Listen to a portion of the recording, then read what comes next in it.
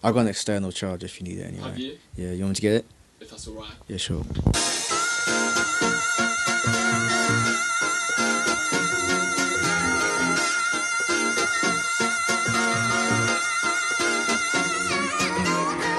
Yeah, that's me. I'm Tim Reaper. Hi, everyone.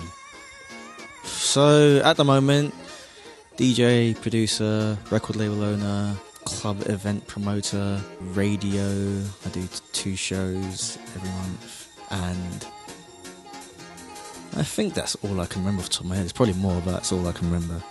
Yeah, so, well, it started off as the club night, and then it went into the label later on, but basically, like, I felt like there wasn't exactly a brand that was specialising mainly in the new jungle movement that I was a part of. And later on I started the Meeting the Mind series, which started the label, then the event series started up, and then things just, I guess, grew out of control now.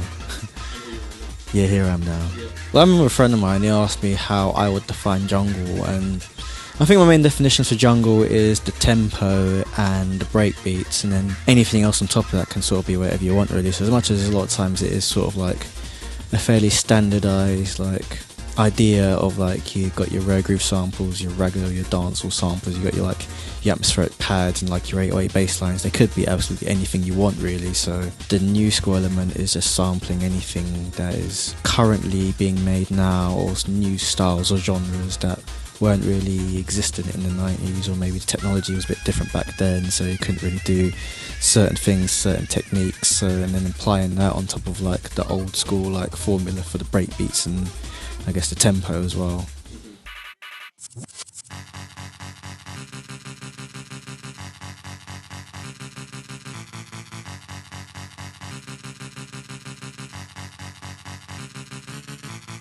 So funny enough, so like I've been getting fairly, well not getting into, I've been into it for a while, but like there's like these things you can use to split stems of tracks and sort of get access to like acapellas of tunes where you would have never been able to access them before if the acapella wasn't like on the release or the record.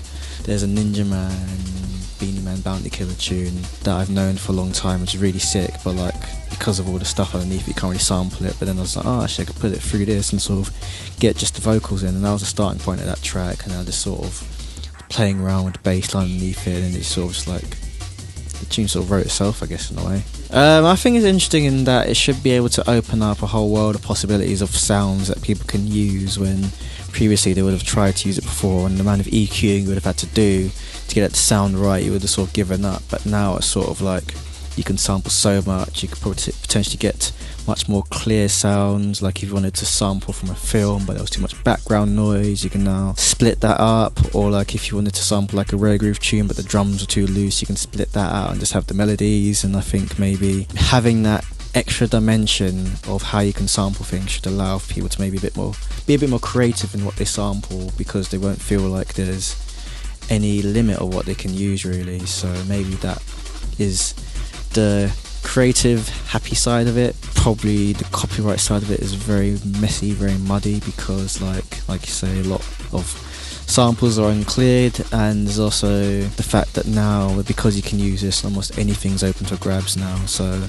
personally I feel like as long as people are willing themselves to be sampled in the future, then I guess you sort of just add to the gene pool of music that is open for taking, really. Yeah, I wouldn't care. People have sampled me before and it's like, yeah, cool, go for it. Yeah. I have no grounds to stand on about it. I mean, other people might not feel the same way, which is fine, to each their own, but like, yeah, me personally, I'm just like, dog eat dog, I guess, sample and be sampled.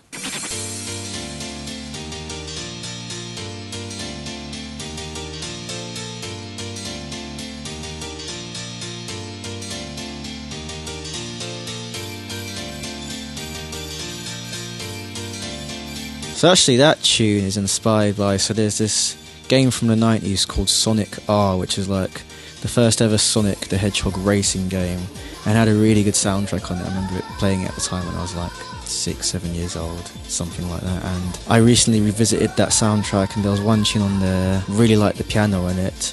So I didn't actually sample it, the word is interpolation, so like recreated the melody of it in my own way and then changed it up a bit, and that gave me a really good basis for piano, so I sort of went down the more happy hardcore kind of route. I think that I liked how it sort of contrasted to Bullet Bill in the way, like sort of like two different sides of my sound, like the light and the dark. I feel like it's good to be able to sort of have some versatility and be able to sort of showcase both sides of yourself.